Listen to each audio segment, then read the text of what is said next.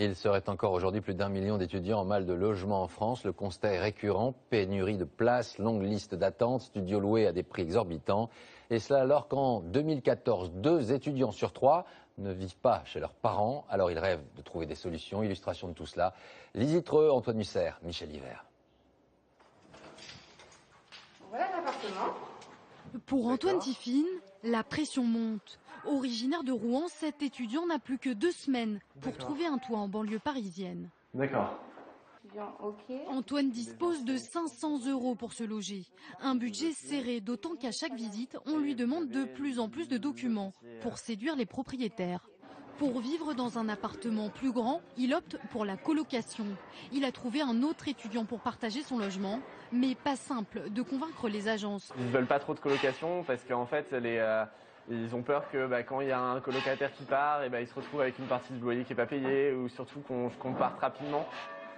Aujourd'hui, 2 étudiants sur 3 ne vivent pas chez leurs parents et cherchent donc un logement à la rentrée. Résultat, des files d'attente interminables devant les biens à louer.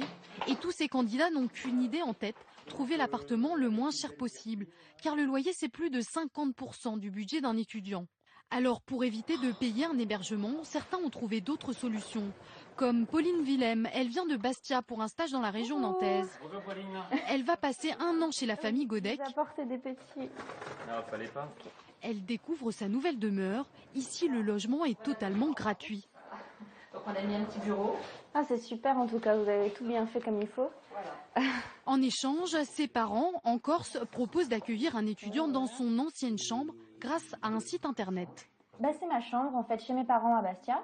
En fait, pour pouvoir proposer cette chambre-là à des étudiants qui auraient besoin de venir en Corse pour étudier. Seule dépense, elle participe aux frais pour la nourriture et doit suivre certaines règles.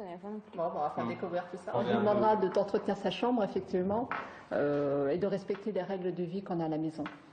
En contrepartie de cette chambre fournie gracieusement à Pauline, leur fils pourra lui aussi l'année prochaine être accueilli dans une famille près de son université.